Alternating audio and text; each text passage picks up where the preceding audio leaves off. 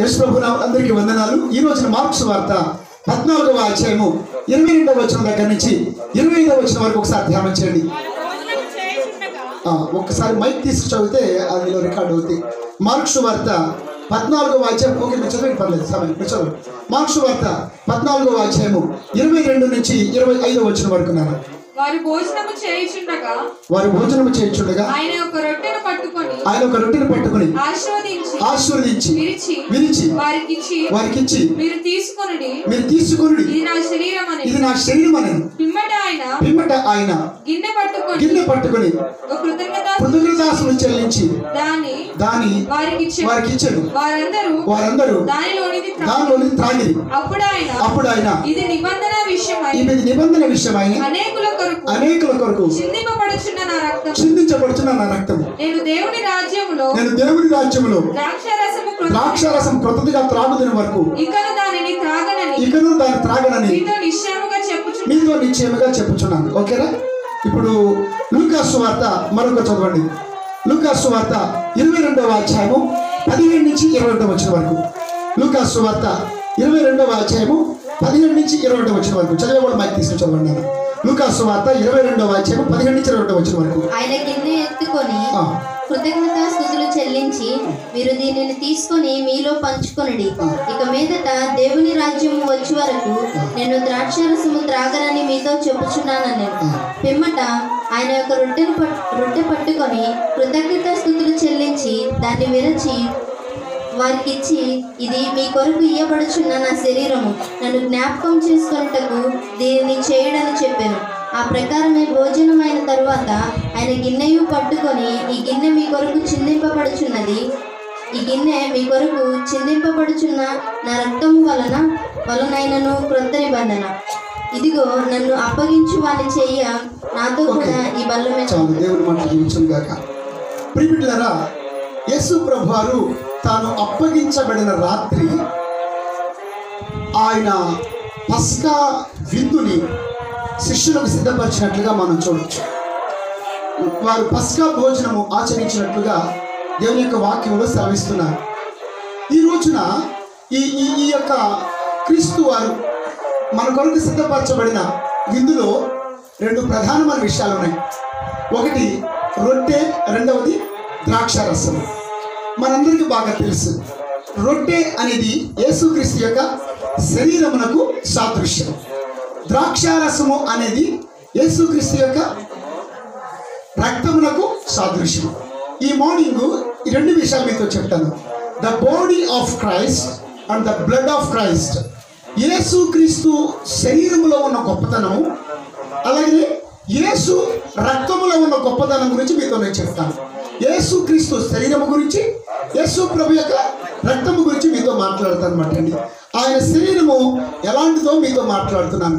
ఇప్పుడు మీరు ఏదైనా తినే ముందు అది ఎలాంటిదో మీరు ఏం చేస్తారు చెప్పండి? తినే ముందు ఏం చేస్తారు? ఎలాంటిదో తెలుసుకుంటారు. తెలియకుండా తినరు కదా. అది ఏ పండు, అది ఏ పదార్థమో తెలుసుకుని మీరు తింటారు. అలాగే ఈరోజు ఈ పరిశుద్ధ బిందులో, పరిశుద్ధ బల్లలో క్రీస్తు మన కొరకు సమర్పించిన సిద్ధపరిచిన రక్షించబడిన వారు స్వీకరించుతున్నటువంటి ఈ యేసుక్రీస్తుకి సాదృశ్యమైన రొట్టె, యేసుక్రీస్తు శరీరానికి సాదృశ్యమైన రొట్టె, యేసుక్రీస్తు రక్తానికి సాదృశ్యమైన ద్రాక్షరసాన్ని పానం చేస్తున్నారు. అది తినబోయే ముందు, అది భుజించే ముందు అందులో ఉన్న గొప్పతనాన్ని మనం తెలుసుకున్నాం. ముందు బాడీ ఆఫ్ క్రైస్ట్, క్రీస్తు యొక్క శరీరం గురించి మీతో మాట్లాడుతాను. ఆ శరీరంలో ఉన్న గొప్ప లక్షణం, గొప్పతనం గురించి మాట్లాడుతాను. ఆయన శరీరం ఎలాంటిదో చూద్దాం. తిమోతి రాసిన మొదటి పత్రిక. ఆయన శరీరం ఎలాంటిది అంటే, మనం తినే శరీరం అంటే రొట్టె అనేది యేసుక్రీస్తు శరీరానికి సాదృశ్యం. మొదటి తిమోతి 3:16 ఒకసారి చదవండి. తిమోతి రాసిన మొదటి పత్రిక. నిరాక్షేపముగా దైవభక్తిని గురించి, నిరాపేక్షముగా దైవభక్తిని కూర్చిన మర్మము గొప్పదై ఉన్నది. ఆయన సశరీరుడుగా ప్రత్యక్షుడయ్యను. ఓకే, హలో, వింటున్నారా ఫ్రెండ్స్? ఆయన ఎలా ప్రత్యక్షమయ్యాడంటే అండి, సశరీరుడు. అంటే యేసుక్రీస్తు శరీరం ఎలాంటి శరీరము? సశరీరము అంటే మంచి శరీరం. ఇంకా దానిలో ఉన్న గొప్పతనము ఏంటో మీతో చెప్తాను. సశరీరం అనే మాట గురించి కొలసీ పత్రిక 2:9 ఒకసారి చదవండి. కొలసీ పత్రిక 2:9. కొలసీ పత్రిక అపొస్తలుడైన పౌలు కొలసీలు రాసిన పత్రిక 2:9. ఏలయనగా దేవత్వము యొక్క, చూసారా, ఏలయనగా దేవత్వము యొక్క సర్వ పరిపూర్ణత, దేవత్వము యొక్క సర్వ పరిపూర్ణత శరీరముగా క్రీస్తునందు నివసించున్నది. అమ్మా, చాలా గొప్ప మాట ఇది. ఇంగ్లీష్లో అంటాడు, for in Christ all the fullness of the deity lives in bodily form. ఇంకో మాట, ఇంకో వెర్షన్ ఉందండి, for in Christ lives all the fullness of God in a human body. Fullness of God lives in a human body. ఇందాకేమన్నాను? యేసుక్రీస్తు శరీరం ఎలాంటి శరీరం అన్నాను? సశరీరం అన్నాను. ఇక్కడ ఏంటంటే fullness of God lives in the body of Christ. అంటే గమనించండి, దేవత్వము యొక్క సర్వ పరిపూర్ణత క్రీస్తు శరీరములో వసిస్తుందంట. దీని అర్థం ఏంటంటే దేవుడు అనబడిన వాడికి, దేవుడికి శారీర రూపమే యేసుక్రీస్తు. స్తోత్రం చెప్పండి గట్టిగా. అంటే దేవుడు ఆత్మ, దేవుడుకి ఒక రూపాన్ని ఇచ్చామనుకోండి, ఆయన యేసుక్రీస్తు శరీరం. స్తోత్రం చెప్పండి గట్టిగా. అంటే దేవత్వము యొక్క పరిపూర్ణత క్రీస్తు శరీరముగా వసిస్తుందంట. క్రీస్తు శరీరములో వసిస్తుందంటండి. స్తోత్రం చెప్పండి గట్టిగా. అందుకే మీకు మాట, అంటే యేసు శరీరములో ఏముంది? దైవత్వం ఉంది. స్తోత్రం చెప్పండి గట్టిగా. ఆయన శరీరంలో ఏముంది? దైవత్వం ఉంది. చెప్పాలి, ఆయన శరీరంలో ఏముంది చెప్పండి? దైవత్వం ఉంది. మీకు మాట తెలుసా, కొంతమంది మతాచారాలు ఉన్నటువంటి వాళ్ళు ఏం చేస్తారంటే, దేవుడి దగ్గర ఏదైనా పెట్టారనుకోండి, దాన్ని ఏమంటాం? ప్రసాదం అంటాం. దాన్ని ఎలా తింటారు చెప్పండి? కళ్ళ కత్తు గురించి. ఏదో అది దైవత్వం ఉందని భావిస్తారు. అది మరి దేవుడి దగ్గర ప్రసాదానికి అంత విలువ ఉంటే, ఈ రొట్టె లేకపోతే ఈ రొట్టె యేసుక్రీస్తు శరీరము, యేసుక్రీస్తు శరీరంలో ఏముంది? Fullness of God. దైవత్వంలో సర్వ పరిపూర్ణత నింపబడింది ఆయన శరీరం. అంటే ఆయన శరీరం ఏ శరీరము? దైవ శరీరం, దైవత్వంతో నింపబడిన శరీరము. మీకు మాట చెప్తాను ఇప్పుడు. మీ అందరికీ తెలిసినటువంటి వాక్యం ఒకటి ఉంది. ఆది యందు వాక్యం ఉండెను, ఆది యందు వాక్యం ఉండెను, వాక్యమే దేవుడై ఉండెను, ఆ వాక్యమే. చూడండి ఇప్పుడు 1:1 యోహాను 1:1 చదవండి. యోహాను సువార్త 1:1 చదవండి. ఫస్ట్ చక్కగా చదవండి. ఏముంది నాన్న? ఆది యందు వాక్యం ఉండెను, వాక్యము దేవుని యందు ఉండెను, ఆ వాక్యము in the beginning there was God, there was word, word was with God and word is God. ఆది యందు వాక్యం ఉండెను, వాక్యము దేవుని యందు, వాక్యమే. ఇప్పుడు చెప్పండి, దేవుడు అంటే ఏంటి? వాక్యము. 14వ వచనం రండి. ఇప్పుడు 14వ వచనం, ఆ వాక్యము శరీరధారి అయి, ఆ వాక్యము శరీరధారి అయి కృపా సత్య సంపూర్ణుడిగా మన మధ్య నివసించిన. సోదరు చెప్పండి గట్టిగా. ఇప్పుడు ఇందాక వాక్యము ఏమై ఉందన్నాను? శరీరమై ఉందన్నాను. ఇప్పుడు ఆ వాక్యము దేవుడై ఉందన్నాను. ఆ దేవుడై ఉన్న వాక్యము భూలోకానికి ఎలా దిగి వచ్చాడు? శరీరధారిగా దిగి వచ్చాడు. ఆయన పేరే యేసుక్రీస్తు. సోదరు చెప్పండి గట్టిగా. అందుకే నాకేమన్నాను? ఆయన శరీరంలో ఏముందన్నాను? దైవత్వం ఉందన్నాను. మరి ఇప్పుడు చెప్పండి, ఇప్పుడు మీకు మాట చెప్తాను. ఇప్పుడు మరి యెహెజ్కేలు అంటాడు, యెహెజ్కేలు ఏమంటాడు? చూద్దాం. యెహెజ్కేలు గ్రంథం చూడండి, చాలా మంచి మాట ఉంది. యెహెజ్కేలు గ్రంథం జస్ట్ రెవల్యూషన్ లో మాట్లాడుతున్నాను. యెహెజ్కేలు గ్రంథం చదవండి, 3వ అధ్యాయము 1వ వచనం చదవండి నాన్న. మరియు ఆయన నాతో ఇలా సెలవిచ్చెను, నరపుత్రుడా, నీకు కనబడి దాన్ని భక్షించుము, ఈ గ్రంథమును భక్షించి ఇశ్రాయేలు ఎదుగు పోయి వారికి ప్రకటన చేయము. నేను నోరు తెరవగా ఆయన ఆ గ్రంథమును నాకు తినిపించి, నరపుత్రుడా, నేను ఇచ్చుచున్న ఈ గ్రంథమును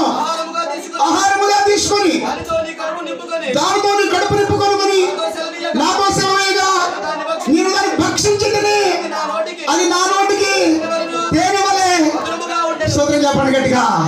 హల్లెలూయా. ఇప్పుడు చెప్పండి, ఇప్పుడు ఆ వాక్యం ఏ రూపంలో వచ్చింది మన దగ్గరికి? శరీర రూపంలో వచ్చింది. ఆ యేసుక్రీస్తు శరీరానికి ప్రతిబింబంగా మనం ఏం తింటున్నాము? రొట్టెని తింటున్నాము. మళ్ళా చెప్తాను, రొట్టె అంటే ఏంటి? యేసుక్రీస్తు యొక్క శరీరము. ఆ యేసుక్రీస్తు శరీరధారిగా కాకముందు ఎక్కడున్నాడు? ఆయన వాక్యముగా ఉన్నాడు. స్తోత్రం చెప్పండి గట్టిగా. అంటే రొట్టెను పూజిస్తున్నామంటే నువ్వేం పూజిస్తున్నావు? చెప్పాలి, ఏం పూజిస్తున్నావు చెప్పండి? వాక్యాన్ని పూజిస్తున్నావు. స్తోత్రం చెప్పండి గట్టిగా. అంటే వాక్యాన్ని వినడమే కాదు, వాక్యాన్ని we can listen the word and we can eat the word. స్తోత్రం చెప్పాలి గట్టిగా. పాల వంటిది, చుంటి తేనె వంటిది,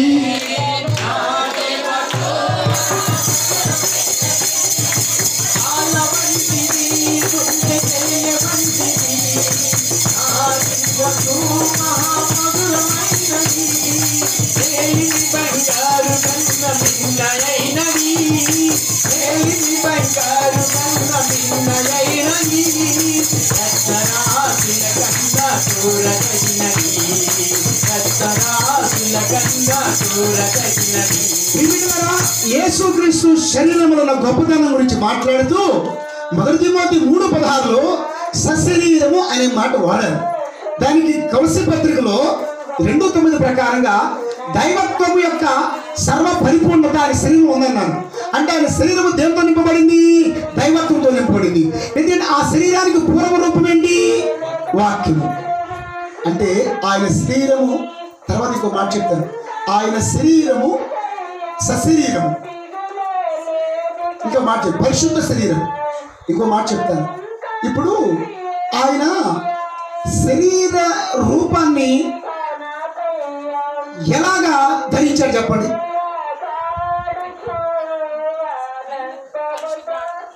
వెరీ గుడ్, చప్పట్లు కొట్టండి ఒకసారి శ్వేత. ఆయన శరీర రూపం ఎలా ధరించాడు? ఇప్పుడు చెప్పండి. కన్యకైన మరియా ఎలాగా? పరిశుద్ధాత్మను గర్భవతి అయింది. కాబట్టి ఆయన శరీరంలో, ఆయన జన్మలో ఏమి లేదు? పాపము లేదు. స్తోత్రం చెప్పండి గట్టిగా. హల్లెలూయా. అర్థమవుతుందండి? కాబట్టి ఆయన ఆ శరీరం అనేది సశరీరము, అంటే దైవత్వంతో నిండిన శరీరము, అంటే పరిశుద్ధమైన శరీరము, వాక్యానికి శరీర రూపంగా మారినటువంటి శరీరము, సశరీరుడు. స్తోత్రం చెప్పండి గట్టిగా. హల్లెలూయా. అంటే చూడండి, ఆ శరీరంలో ఏముంది? వాక్యం ఉంది. ఆ శరీరంలో పరిశుద్ధాత్మ జనించినటువంటి పరిశుద్ధ స్వరూపం ఉంది. అందుకే ఆ శరీరంలో దైవత్వం ఉంది. స్తోత్రం చెప్పండి గట్టిగా. దాన్ని పూజిస్తున్నాం మనం. కాబట్టి ఎంత విలువ ఇవ్వాలి మనం చెప్పండి? కళ్ళకు అత్తుకోవాలన్నమాట. స్తోత్రం. హల్లెలూయా. యేసుక్రీస్తు శరీరం ఏ శరీరం చెప్పండి? సశరీరము. హల్లెలూయా. పరిశుద్ధ శరీరము. హల్లెలూయా. ఓకేనా? తర్వాత ఆయన శరీరం ఎలాంటిదో హెబ్రీ పత్రిక 10:10 చదవండి. హెబ్రీ పత్రిక 10:10. హెబ్రీ రాసిన పత్రిక 10:10. హల్లెలూయా. హెబ్రీ పత్రిక 10:10. యేసుక్రీస్తు యొక్క శరీరము, యేసుక్రీస్తు యొక్క శరీరము ఒక్కసారి అర్పింపబడుట చేత. ఓకేనా తల్లి? అమ్మా, యేసుక్రీస్తు శరీరము ఒక్కసారి, అమ్మా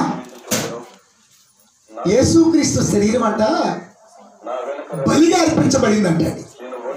ఏమేం చెప్పండి? ఆయన శరీరము బలిగా అర్పించబడింది. నేను మార్నింగ్ 4:30కి లేచి వాక్యం చదువుతున్నాను అనమాట అండి. నాకు ఒక మాట బాగా అండర్లైన్ చేసుకున్నాను, రాసుకున్నాను కూడా. ఎట్లా అర్పించబడింది? లూకా 23:20 చదవండి ఒకసారి. లూకా సువార్త 23:25. లూకా సువార్త చదవండి. 23:25 చదువున్నాను అమ్మా, చదువున్నాను. 23:25. అల్లరి నిమిత్తమును, నరహత్య నిమిత్తమును,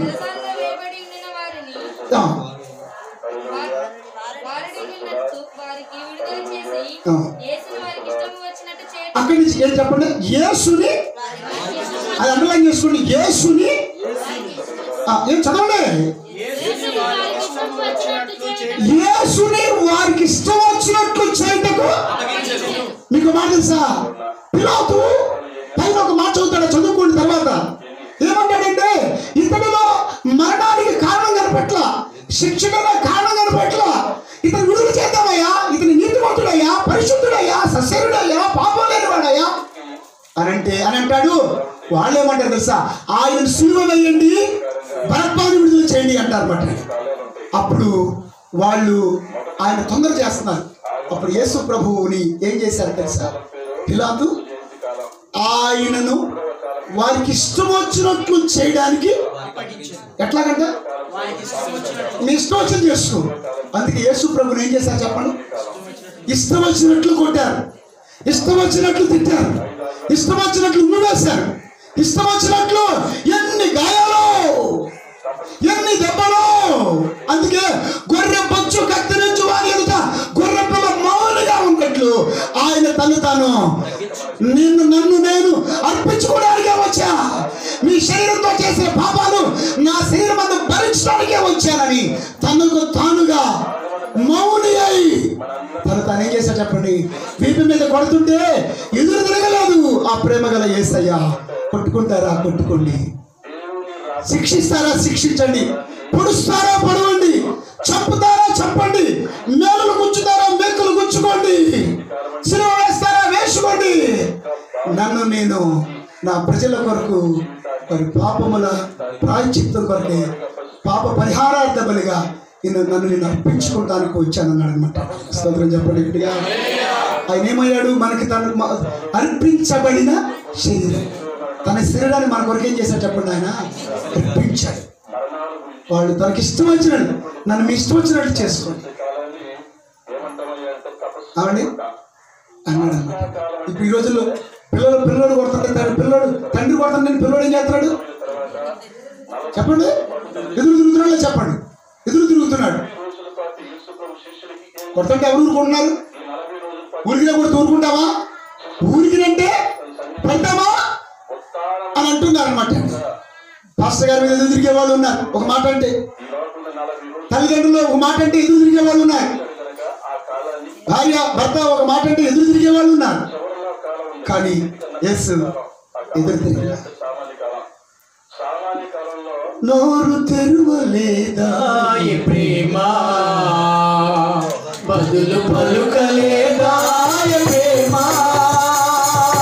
నోరు తెరువలేదా ప్రేమ, బదులు పలుకలేదా ప్రేమ, ఎవరి కోసమో ఈ జగతి కోసమే, ఈ జనుల కోసమే, ఈ జగతి కోసమే, ఈ జనుల కోసమే, సిలువలో సాగింది యాత్ర,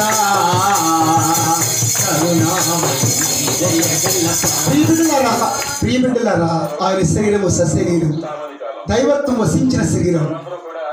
ఆయన శరీరము నీ కొరకు నా కొరకు, నీ పాపముల కొరకు నా పాపముల కొరకు అర్పించబడిన శరీరం.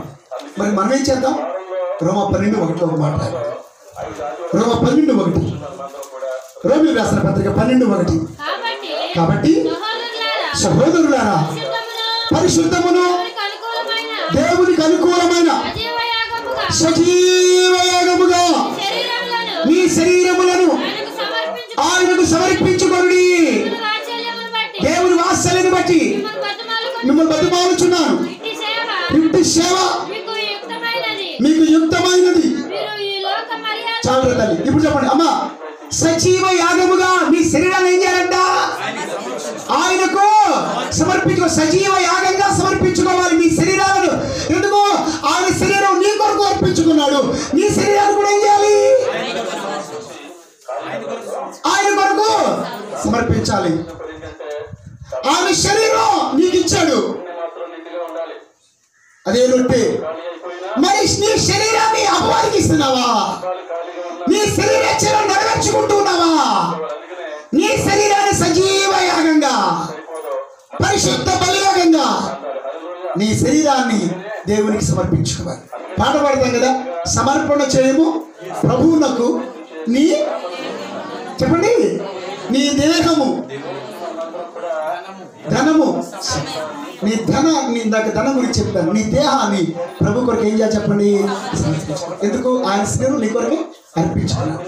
సశరీరము, రెండోది అర్పించబడిన శరీరం. ఓకే, మూడో విషయంలో రండి. 22:19 చదవండి లూకాసు వార్త. మూడో పాయింట్ 22:19 లూకాసు వార్త. తర్వాత పిమ్మట ఆయన రొట్టెని పట్టుకుని కృతజ్ఞతాస్తుతులు చెల్లించి విరిచి. ఓకే, ఏమైందంటే అది? హలో, ఆ శరీరం ఏమైందని చెప్పండి? విరవబడిన బ్రోకెన్ బాడీ, విరవబడిన శరీరము. మీకు సంగతి తెలుసా? ఇందాక చదివించాడు సామెలు. విరిగి నలిగిన మనసు యెహోవాకి, విరిగి నలిగిన మనసు యెహోవాకి విషయం ఏంటి చెప్పమంటారా? బలి. ఆ బలి ఎవరిచ్చారు? యేసు ప్రభువే. దానికి నెరవేర్పుగా ఆయన శరీరం ఏమైపోయింది చెప్పండి? విరవబడి బ్రోకెన్ హార్ట్. అందుకని యెషయా గ్రంథంలో ఒక మంచి మాట ఉంది. యెషయా 53:10. యెషయా 53:10. అతని నలగగొట్టుటకు యెహోవాకు ఇష్టమాయను. ఏమైపోయిన శరీరం అయింది? ఏమి చెప్పండి? కొట్టబడ్డాడు అనమాట. కొట్టబడ్డాడండి. ఆయన బిడ్డ ఆ విషయం నలిగిపోయింది. మీకు మాట చెప్తాను. గోధుమ పిండి రావాలంటే గోధుమ గింజ ఏమవ్వాలి? కొట్టబడాలి, విరిగిపోవాలి, నలిగిపోవాలి. అప్పుడే అది రొట్టెగా సిద్ధపరచబడుతుంది అనమాట. యేసుక్రీస్తు శరీరం ఏమైపోయింది చెప్పండి? కొట్టబడింది, కొట్టబడింది. అందుకే విరిగి నలిగిన వాళ్ళంటే యేసయ్యకి చాలా ఇష్టం. హల్లెలూయా. ఎందుకు? ఆయన ఆల్రెడీ ఏమయ్యాడు? విరిగిపోయాడు, నలిగిపోయాడు అనమాట. ఇప్పుడు మనం కూడా ఏం చేయాలి? మన శరీరం ఏం చేసుకోవాలి చెప్పండి? చెప్పండి అమ్మా, ఎట్లా కొట్టుకుంటావు? మొదటి కొరింథీ పత్రికలో ఒక మాట రాయబడింది 9:27. మొదటి కొరింథీ 9:27. మొదటి కొరింథీ 9:27. గాలిని కొట్టినట్టు నేను పోట్లాడుటలేదు. ఒకవేళ ఇతరులకు ప్రకటించిన తర్వాత నేను భ్రష్టుడైపోదునేమోనని నా శరీరమును నేను నలగగొట్టు. అబ్బా, విన్నారా? శరీరాన్ని ఏం చేస్తాడంటండి? నలగొట్టుకుని ఏం చేస్తాడు దాన్ని? మన శరీరాన్ని ఏం చేసుకోవాలి చెప్పండి? ఎలాగ నలగొట్టుకోవాలి? ప్రార్థనలో నలగొట్టుకోవాలి, ఉపవాసాలు నలగొట్టుకోవాలి, శ్రమానుభవంలో ఉండాలి. మనం నువ్వెంత నలగొట్టబడతావో అంతగా నువ్వు ప్రకాశిస్తావు. స్తోత్రం చెప్పండి. చెప్పండి హల్లెలూయా, హల్లెలూయా. ఏమైంది? అది విరగబడిన రొట్టె, విరవబడిన రొట్టె, బ్రోకెన్ బ్రెడ్. ఇప్పుడు రొట్టెని కూడా ఏం చేస్తాం చెప్పండి? మనం ఏం చేస్తాం చెప్పండి? మనం విరుస్తాం. స్తోత్రం చెప్పండి హల్లెలూయా. సో యేసయ్య ఏమైనా చెప్పండి మన కోసమే విరగబడ్డ. ఒకటి సశరీరము, రెండోది అర్పించబడిన శరీరము, మూడోది విరగొట్టబడిన శరీరము. ఓకే, ఇప్పుడు మార్కు 14:22 రండి. మార్కు 14:22. మార్కు 14:22. వారు భోజనము చేయుచుండగా ఒక రొట్టెను పట్టుకుని ఆశీర్వదించి విరిచి. ఓకే, హల్లెలూయా.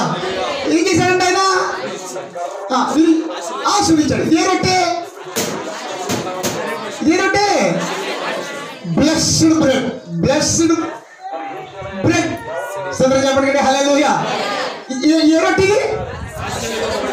సందర్భం చెప్పండి గట్టిగా. ఈ ఆశీర్వదించబడిన రొట్టె ఎలా ఆశీర్వదించబడింది సార్? మీకు మాట చెప్తాను. ఇప్పుడు రొట్టె దేనికి సాదృశ్యం? యేసుక్రీస్తు యొక్క. అంటే రొట్టె యేసుక్రీస్తు. అంటే యేసుక్రీస్తు ద్వారా మనకి ఏమవుతుంది? ఆశీర్వాదం వస్తుంది. మీకు మాట తెలుసా? ఆదాము ద్వారా మనకి ఏమొచ్చింది? యేసుక్రీస్తు ద్వారా. సోదర చెప్పండి గట్టిగా. అందుకని గలతీ పత్రికలో ఒక మాట ఉంది, చూపిస్తాను. గలాషియన్స్ 3:14 3:13-14 కలిసి ఉంటాయి. గలతీ పత్రిక ఇద్దరు కూర్చి అది కరెక్ట్గా. మానవ మీద వేలాడిన ప్రతివాడును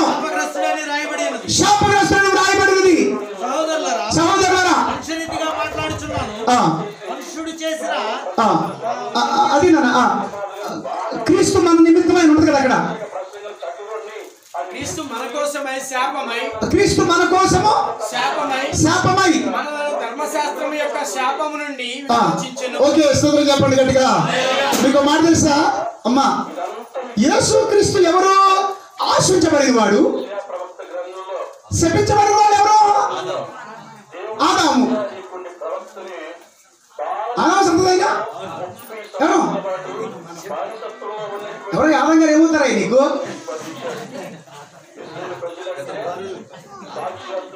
జనకుడు ఆయన. ఆదాము సంతదేగా నువ్వు? ఏలియన్లో ఉన్నా గ్రహాంతి వాసివా నువ్వు? లక్ష్మణుడు మానవ జాతి కదా మీది, రైట్. కాబట్టి ఆదాము ద్వారా ఏమొచ్చింది? మనకి శాపం వచ్చింది. యేసుక్రీస్తు శిలువ బలియాగం ద్వారా మన శాపాన్ని తాను మోసి మనకేమి ఇచ్చాడు? కాబట్టి ఇప్పుడు చెప్పండి, 2 జనరేషన్స్ ఉన్నాయి బైబిల్లో. ఆదాము ద్వారా ఏమొచ్చింది? శాపం వచ్చింది, అయిపోయాం. యేసుక్రీస్తు శరీర బలియాగం ద్వారా, యేసుక్రీస్తు రొట్టె ద్వారా, యేసు శరీర ఆ బలి అర్పణ ద్వారా ఏమొచ్చింది మనకి? స్తోత్రం చెప్పండి గట్టిగా. కాబట్టి ప్రియబిడ్డ, ఈ రొట్టెని తింటున్నావంటే నువ్వు ఎందులో పాలిభాగస్తులు అవుతున్నావు? ఆశీర్వాదంలో పాలిభాగస్తులు అవుతున్నావు. స్తోత్రం చెప్పండి గట్టిగా. కొంతమంది బల్లో పాలుపంపులు పొందరు, అంటే రక్షణ పొందరు. అంటే వాళ్ళు ఏంటి? మా నెత్తి మీద దరిద్రం ఇలాగే ఉండనే ఉంటాం, మేము ఇలాగే ఉంటాం, మేము శాపగ్రస్తులుగానే ఉంటామని అర్థం. కానీ ఈ రోజున మీతో చెప్తున్నాను, ఈ రొట్టెలో ఎవరైతే పాలు పంపులు పొందుతున్నారో వారు యెహోవా చేత యేసుక్రీస్తు ద్వారా ఆశీర్వదించబడిన వారు. స్తోత్రం చెప్పండి గట్టిగా. హల్లెలూయా. సో ఈ రొట్టె ద్వారా మీ జీవితంలోకి ఏమొస్తుంది? ఆశీర్వాదం. స్తోత్రం చెప్పండి గట్టిగా. దేవుడి ఆశీర్వాదం మీ జీవితంలో అన్ని కోణాలను టచ్ చేస్తుంది. ఆత్మీయంగా నువ్వు ఆశ్రయించబడతావు, ఆర్థికంగా నువ్వు ఆశ్రయించబడతావు, నీ కుటుంబం నీ బిడ్డ ద్వారా ఆశ్రయించబడుతుంది. స్తోత్రం చెప్పండి. హల్లెలూయా. ఇది ఆశీర్వదించబడిన రొట్టె. స్తోత్రం చెప్పండి గట్టిగా. హల్లెలూయా. ఆ ఆశీర్వదించబడిన రొట్టె యేసయ్య. స్తోత్రం చెప్పండి గట్టిగా. రొట్టె తింటున్నావు అంటే యేసయ్యలో నువ్వు ఉన్నావు, యేసయ్యను స్వీకరించావు. హల్లెలూయా. యేసయ్య ఉంటే నీ జీవితంలో ఏంటి చెప్పండి? ఆశీర్వాదం. స్తోత్రం చెప్పండి గట్టిగా. Hallelujah. It's a blessed bread. స్తోత్రం. హల్లెలూయా. Blessed bread. త్వరగా తీసుకుంటారా బ్లెస్డ్ బ్రెడ్? యా, తీసుకోవాలి. స్తోత్రం చెప్పండి గట్టిగా. గట్టిగా చెప్పాలి గట్టిగా. హల్లెలూయా. 10 సంవత్సరాల లోపు పిల్లలు ఉన్నారు ఇక్కడ, చదివేస్తున్నారు ఒకసారి. 10 years బిలో పిల్లలు, 12 years లో పిల్లలు, 12 సంవత్సరాల లో పిల్లలు, 12 సంవత్సరాల లో పిల్లలు ఎవరున్నారు ఇక్కడ? సో ఈ రోజు వీళ్ళందరికీ రొట్టె ద్రాక్షారసం వస్తారు పిల్లలందరూ. సో చెప్పండి హల్లెలూయా. 12 సంవత్సరాల పిల్లలందరికీ ఈ రోజు నేను ఆశీర్వదించిన బండి రొట్టెని ఇస్తున్నాను నేను. సోదరు చెప్పండి హల్లెలూయా. సో ఏ రొట్టె? ఏ రొట్టె తింటున్నామని చెప్పండి. అందుకే నా సంకటములన్నీ సంహారదు కానను కాటికొడే, నా సంకటములన్నీ సంహారదు కానను కాటికొడే, గొర్రె పిల్ల విలువైన రాజ్యములో, గొర్రె పిల్ల విలువైన రాజ్యములో కడగాబడి నేను రక్షణ పొందేదెను. హల్లెలూయా. ఏ రొట్టెది? ఏ రొట్టె చెప్పండి ఇది? సోదరు చెప్పండి గట్టిగా. హల్లెలూయా. మీరెవరప్పుడు? మీరెవరు చెప్పండి? సోదరు చెప్పండి గట్టిగా. హల్లెలూయా. మీరు ఈ లోకానికి ఎలా ఉండబోతున్నారు చెప్పండి. యేసుక్రీస్తు లోకానికి ఎలా ఉన్నాడు? ఆయనను భుజించేవారు, ఆయన సొంత రొట్టెను భుజిస్తున్నారు, ఎలా ఉండబోతున్నారు చెప్పండి. సోదరు చెప్పండి గట్టిగా. Hallelujah. Right. That is the body of Christ. Yesu Kristu యొక్క శరీరంలో ఉన్న గొప్పతనం. హల్లెలూయా. ఇంకేం మిగిలింది? The blood of Christ. Blood, bread గురించి చెప్పా. ఇప్పుడు నేను కూడా చెప్తున్నాను. బ్రెడ్ అండ్ బ్లడ్ చెప్పండారా? Bread and blood. Whose blood is this?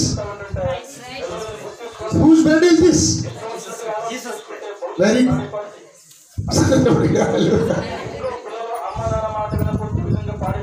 ఓకేనా? ఇప్పుడు యేసు ప్రభు రక్తం ఎలాంటిదో చెప్తాను. మోసెస్, నువ్వు కూడా త్వరగా అనుభవంలోకి రావాలని అర్హత సంపాదించాను. లేకపోతే నేను ఎంత కష్టపడినా, నీకు ఎన్ని బిల్డింగ్లు ఆర్డర్లు వచ్చినా, లేకపోతే నువ్వు ఆ దాని మీద ఇంకొక స్టైల్ ఆశీర్వాదం ఉండదు. ఈ రొట్టెలో పాలు పంపులు పోతే దేవుడి కొరకే జీవించు, నువ్వు ఆశీర్వదించు. హల్లెలూయా. బ్లడ్ ఆఫ్ క్రైస్ట్, యేసు రక్తంలో ఉన్న గొప్పతనం. ఓకే, ఏ రక్తం చదవండి ఇప్పుడు. ఓకే, మొదటి పేతురు రాసిన మొదటి పత్రిక, పేతురు రాసిన మొదటి పత్రిక 1:19. పేతురు రాసిన మొదటి పత్రిక 1:19. అమూల్యమైన రక్తం. ఆగండి, ఏ రక్తం అంట? ఏ రక్తం అంటే చెప్పండి. ఇది వింటున్నారు మీరు? అమూల్యమైన రక్తం అంటే అండి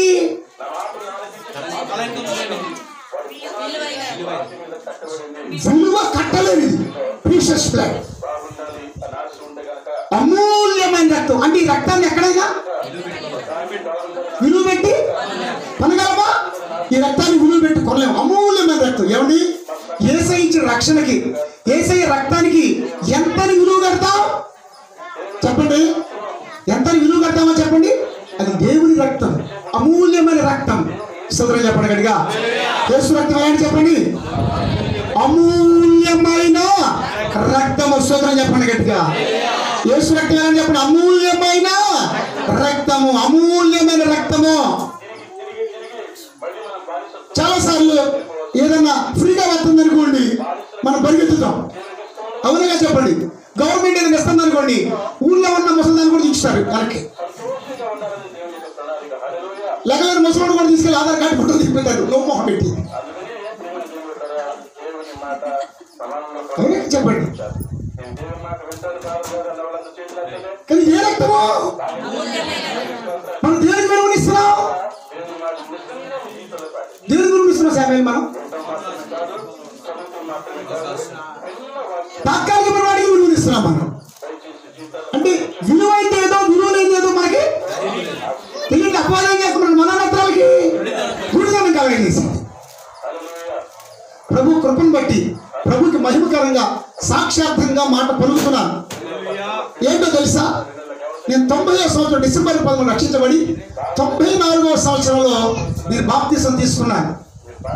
94వ సంవత్సరం నుంచి 2020వ సంవత్సరం వరకు ఏ నెలలో కూడా పరిశుద్ధ వల్ల పాలు పంపులు పొందకుండా మీరు లేరు. సోదరులు చెప్పండి గట్టిగా, నా ధన్యత, నా భాగ్యము.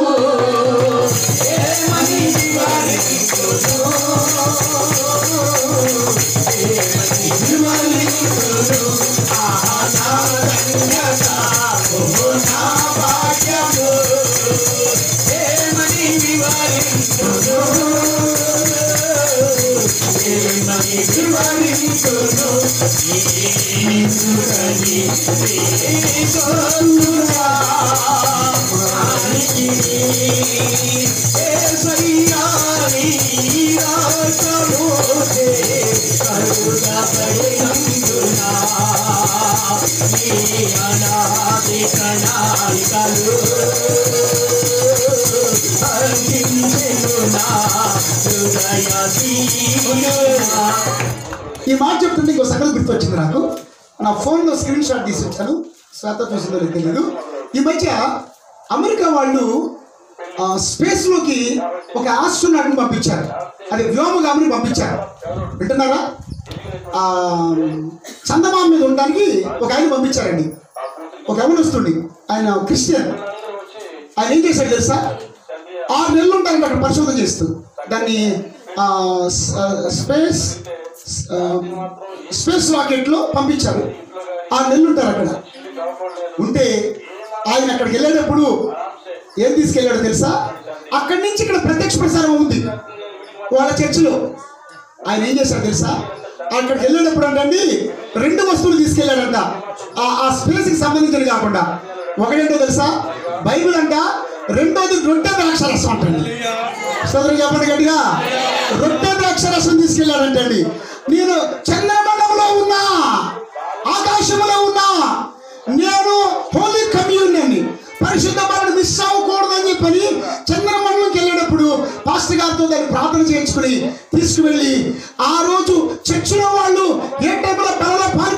చదువుతారో దైవజనుడు చూస్తా ఇక్కడ ఎప్పుడైతే బలలో పాల్పొంపులు పొందమన్నాడు చంద్రమండలంలో ఉండి ఆయన పరిశుద్ధ బలలో పాల్పొంపులు పొందుతున్నాడంట. కావాలంటే మీకు ఇస్తాను, నేను గూగుల్లో మీరు చూసుకోండి. అది వార్త వచ్చింది ఈ మధ్య అమెరికా నుంచి.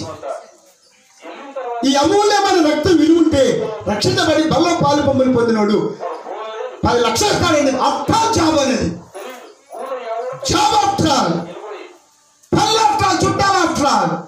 నీవు ఆ అమూల్యమైన రక్తము అందించ దాని విలువ తెలిసి ఏడిస్తే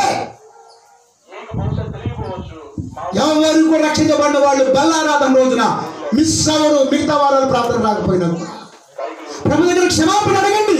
దేవాన్ని అమూల్య రక్తమే తెలిసి వదిలేసి అమ్మ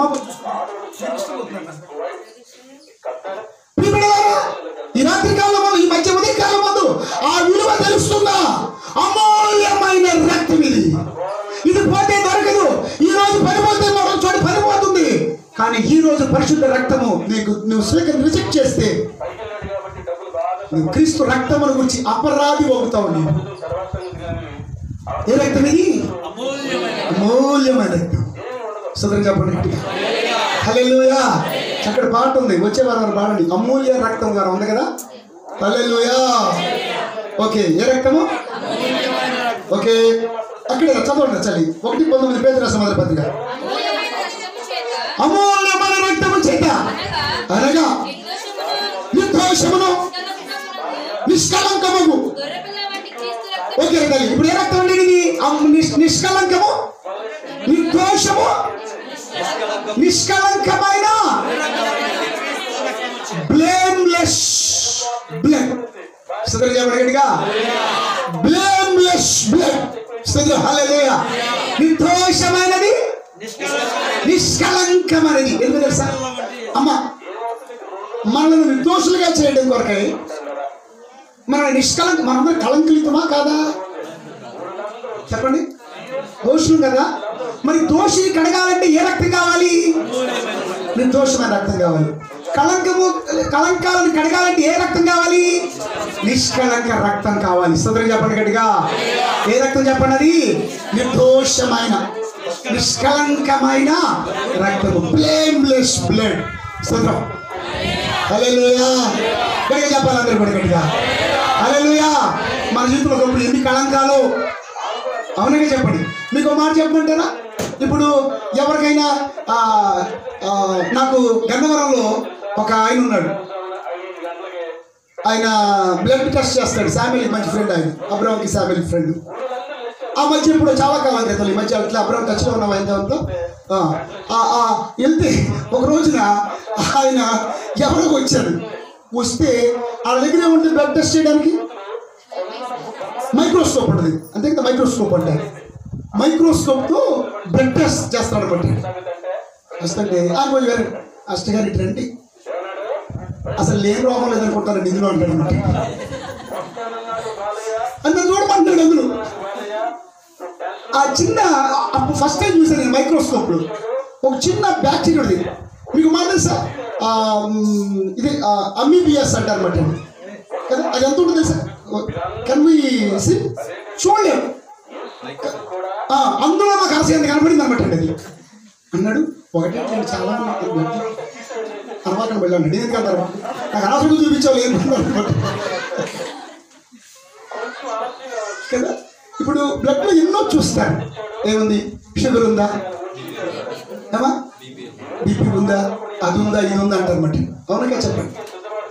మీకు మాట చాలా మంది అంటారు. ఇప్పుడు శామిల్ అంటే వాళ్ళు అనుకో, మాది ఉడుకు రక్తం. యేసు ప్రభుత్వ ఉడుకు రక్తం కదా.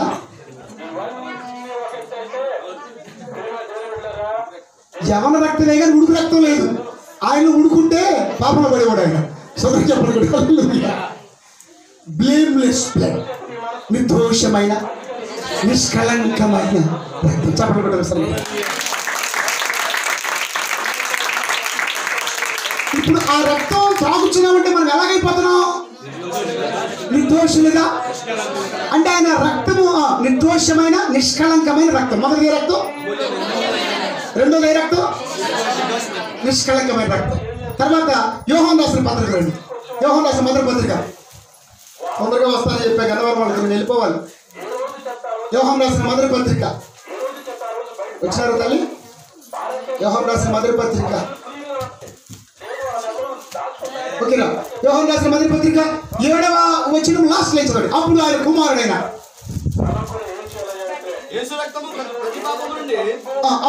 ఆయన కుమారుడైన యేసు రక్తము ప్రతి పాపము నుండి మనను. ఇప్పుడు చెప్పండి, ఆయన రక్తంలో ఏమవుతుందండి?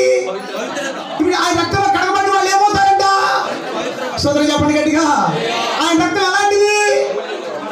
అమూల్యమైన రక్తము, తర్వాత నిర్దోషమైన నిష్కళంకమైన రక్తము. ఆ రక్తము త్రాగిన వాళ్ళు, ఆ రక్తములో కడగబడిన వాళ్ళు, ఆ రక్తము చిందించిన యేసును విశ్వసించిన వాళ్ళు ఏమవుతారు చెప్పండి? వాళ్ళు ఎంత పాపులైనా వాళ్ళు యేసు రక్తం కడగలేని పాపం ఏది లేదు. మీరు చెప్పండి, మీరు యేసు రక్తంలో కడగబడ్డానని చెప్పండి. అందరు కూడా అందరికడికి చెప్పండి, కడగబడ్డ వాళ్ళు చెప్పండి. సరిగ్గా చెప్పాలి అందరు కూడా. హల్లెలూయా. యేసు రక్తంలో కడగబడిన వాడు ఏమవుతాడు? రేపు పొద్దున్న చెప్తారు ఊళ్ళో వాడు. సోదరు చెప్పండి గట్టిగా. Jesus blood is holy blood. సోదరు చెప్పండి. I am washed by the holy blood of Jesus. సోదరు, యేసు రక్తం ఎలాంటి రక్తం? పవిత్రమైన రక్తం. హల్లెలూయా. ఎందుకంటే గొర్రెల మేకల రక్తము మన పాపాలు కడిగి వేయబడదని యేసు తన పవిత్ర రక్తాన్ని మన కొరకై చిందించాడు. ఇందాక ఆయన ఎలాంటి శరీరం అన్నాను? కాబట్టి ఆయన శరీరంలో ఏమి లేదు, పాపము. కాబట్టి రక్తం ఎలాంటిది? పవిత్రమైన రక్తం. నీ బ్లడ్ ఎలాంటిది? వెరీ గుడ్ సోదరు. హల్లెలూయా. రైట్. మొదటిది అమూల్యమైన రక్తము, నిర్దోషమైన రక్తము. అది రెండవది నిర్దోషమైన నిష్కళంకమైన రక్తము. మూడోది ఎవరికి చెప్పండి? పవిత్ర రక్తము. సోదరు చెప్పండి గట్టిగా. హల్లెలూయా. ఆ రక్తాన్ని ఏం చేశాడు తెలుసా ఆయన? 22:44 లూకాసు వార్త 22:44 లూకాసు వార్త 22:44. అమ్మా ఆయన వేదన పడి అలాగే నేను ఓకే వేదన హెబ్రీ 9 అక్కడ ఫింగర్ వచ్చాడు 22:44లో. హెబ్రీలో 9:22లో కండి. హెబ్రీ 9:22లోకి రండి, ముగిస్తాను. 9:22 హెబ్రీ పత్రిక. ధర్మశాస్త్ర ప్రకారం సమస్త వస్తువులను రక్తము చేత శుద్ధి చేయబడిననియు రక్తము చిందింపకుండా అక్కడ స్లోగా చదువు సార్. ఏముందండి? రక్తము చిందింపకుండా పాప క్షమాపణ కలగదు. సూత్రం చెప్పండి గట్టిగా. అమ్మా, యేసు ప్రభు వారు ఏం చేశాడు? అది మన కొరకు ఆయన రక్తాన్ని shed blood. He shed his blood for us. సూత్రం చెప్పండి గట్టిగా. ఆయన రక్తం చిందించకపోతే మనకు పాప క్షమాపణ వచ్చేది కాదు, రక్షణ వచ్చేది కాదు. స్తోత్రం చెప్పండి గట్టిగా. మనకు పాప క్షమాపణ ఇవ్వడానికి, మనకు రక్షణ ఇవ్వడానికి, మన పాపాలను కడిగివేసి నిత్య జీవానికి వారసులుగా చేయడానికి యేసయ్య తన అమూల్యమైన, తన నిర్దోషమైన, నిష్కళంకమైన, పవిత్రమైన రక్తాన్ని నీ కొరకు, నా కొరకు చిందించాడు. పాపులైన మనుషుల కొరకు రక్తం చిందించిన వాడు ఎవరైనా ఉన్నారు ప్రపంచంలో? యేసు ఒక్కడే. స్తోత్రం చెప్పండి గట్టిగా. ఏ రక్తం అని? నీ కొరకై, నా కొరకై చిందించబడిన రక్తం. ఎంత చిందించాడు? ఆఖరి రక్తము బొట్టు కూడా నీ కొరకై. మీకు మాట తెలుసా? యేసు ప్రభు రక్తం చిందించడం గెత్సెమనెలో స్టార్ట్ అయింది. ఇందాక 22:44 ఉన్నారు కదా, అది చదవండి. ఇప్పుడు ఆయన వేదన పడి మరింత ఆతురతగా ప్రార్థన చేయగా ఆయన చెమట నేల మీద పడుచున్నా. అయ్యో, చూసారా? ఆయన వేదన వేదన వేదన పడుతున్నాడు. అప్పుడంటండి చెమటంతా. హలో, 2 విచిత్రమైన విషయాలు మీతో చెప్తాను. ఇప్పుడు చెమట అప్పుడు ఏమొస్తుంది? ఎవరు? శ్యామల్ గారు, ప్రభాకర్ గారు, శ్యామల్ గారు. చెమట అప్పుడు బయటికి ఏమొస్తుంది శరీరంలో నుంచి? చెప్పండి, గ్రహిస్తున్నారా మీరు? మరి ఏ నేల మీద ఉన్నారో మీరు తెలుసుకోండి. నాకు చెప్పే కదా వాక్యం, విని గ్రహించాలి. చెమటకి ఏమొస్తుంది? అక్కడ ఏమొచ్చింది? రక్తం వచ్చింది. తర్వాత పక్కలో బెల్లం పెట్టి పొడిస్తే ఏమొస్తుంది? అక్కడ ఏమొచ్చింది? నీరు వచ్చింది. అర్థమైందా? అంటే బయట ఉన్న నీరు ఇంకిపోయి ఏమైంది? బయట ఉన్న స్వెట్ పోయి ఏమొచ్చింది? బ్లడ్ వచ్చింది. లోపల ఉన్న బ్లడ్ పోయి ఏమొచ్చింది? నీరు వచ్చింది. ఎవరి కోసం? నీ పాప క్షమాపణ కొరకు యేసు తన రక్తాన్ని చిందించాడు. అమూల్య రక్తము, నిర్దోషమైన నిష్కళంకమైన రక్తము, పవిత్రమైన రక్తము, పవిత్రపరిచిన రక్తము, నీ కొరకు చిందించబడిన రక్తము యేసు రక్తము. ఆయన శరీరము సశరీరము, దైవత్వంతో నిండిన శరీరము.